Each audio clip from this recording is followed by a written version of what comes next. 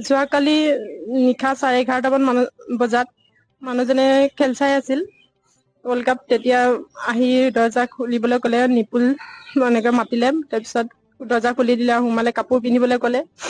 মই সৰু ল'ৰাটো শুৱাই আছিলো, তেতিয়া উঠি আহি চালো যে পুলিচ। তাৰপিছত মই সুধিছো কলৈ নিব, কিয় নিছে। তেওঁলোকে একো নকলে, অকল বৰহাট থানালৈ নিম বুলি ক'লে। আৰু এতিয়া মই গৈ খবৰ কৰিছো যে বৰহাট থানাত গমেই নাপায় কলৈ নিছে।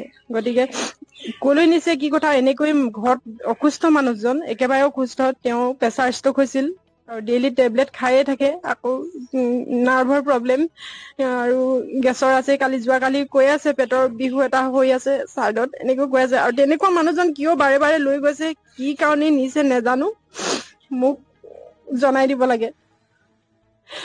2009 চনতে মানুহজন আলফাত আগত আছিল আৰু 2009 চনতে চাৰেণ্ডাৰ কৰি তেওঁ সংসাৰ কৰি আছে ঘৰত।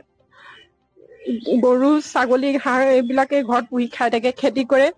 আৰু এনেকুৱা মানুহজন যদি ঘৰত থকাটো ঘূৰি অহাটো যদি ভুল আছিল নেকি, এনেকে যে শান্তিত থাকিবলৈ নিদিয়ে কিয়? মোৰ চৰকাৰলৈ অনুৰোধ, ঘূৰি অহাটো ভুল আছিল নেকি, তেওঁলোকে মোক জনাওক। নাই নাই, তেওঁ অসুস্থ, সেইকাৰণে এইবিলাকতে লাগি থাকে। আগত যি আছিল এতিয়া এইবিলাকৰ লগত নাই। ঘৰতে তেওঁ সময়ে নাথাকে। তেওঁ অসুস্থ যদিও ঘৰখন একেবাৰে আমাৰ মানে অৱস্থাই নাই।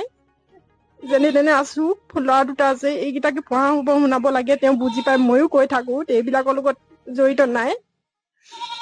গতিকে এনেই লৈ গৈছে বুলি মই ভাবিছো। কি হেৰিয়ত নিছে নাজানো, মোক জনাওক।